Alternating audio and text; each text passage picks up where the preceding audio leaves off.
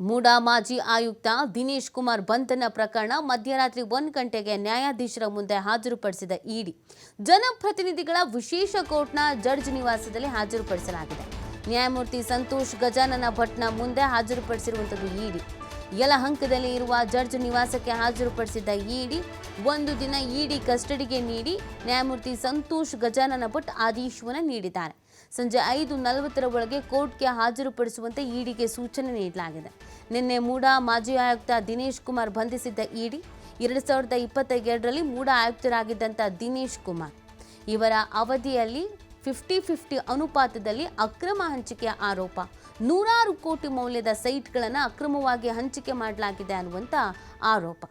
ಒಂದು ದಿನ ಇಡಿ ಕಸ್ಟಡಿಗೆ ನೀಡಿ ನ್ಯಾಯಮೂರ್ತಿ ಸಂತೋಷ್ ಗಜಾನನ್ ಭಟ್ ಆದೇಶವನ್ನು ನೀಡಿರುವಂಥದ್ದು. ನೋಡಿ, ಈ ಮೂಡಾ ಕೇಸ್ ಸಿಕ್ಕಾಪಟ್ಟೆ ಸದ್ದಾಗಿತ್ತು, ಸುದ್ದಿ ಆಗಿತ್ತು. ಈಗ ಇವ್ರ ಮೇಲಿರುವಂಥ ಆರೋಪ ಏನು ಅಂದರೆ, ದಿನೇಶ್ ಕುಮಾರ್ ಅವರು ಆಯುಕ್ತರಾಗಿದ್ದಂಥ ಸಂದರ್ಭದಲ್ಲಿ ಇದೇ ಥರ ಸಾಕಷ್ಟು ರೀತಿಯಾದಂಥ ಮೋಸ ಮಾಡಿದ್ದಾರೆ, ಅಕ್ರಮ ಮಾಡಿದ್ದಾರೆ, ಅಕ್ರಮವಾಗಿ ಸೈಟ್ಗಳನ್ನು ಹಂಚಿಕೆ ಮಾಡಿದ್ದಾರೆ. 100 ಕೋಟಿ ಮೌಲ್ಯದ ಸೈಟ್ಗಳನ್ನು ಹೇಗೆ ಬೇಕೋ ಹಾಗೆ ಅವ್ರಿಗೆ ಬೇಕಾದವರಿಗೆ ಅಥವಾ ಒತ್ತಡದಿಂದನೋ ಅಥವಾ ಆಮಿಷದಿಂದನೋ ಅಕ್ರಮವಾಗಿ ಹಂಚಿಕೆಯನ್ನು ಮಾಡಲಾಗಿದೆ ಅನ್ನೋದೊಂದು ಆರೋಪ.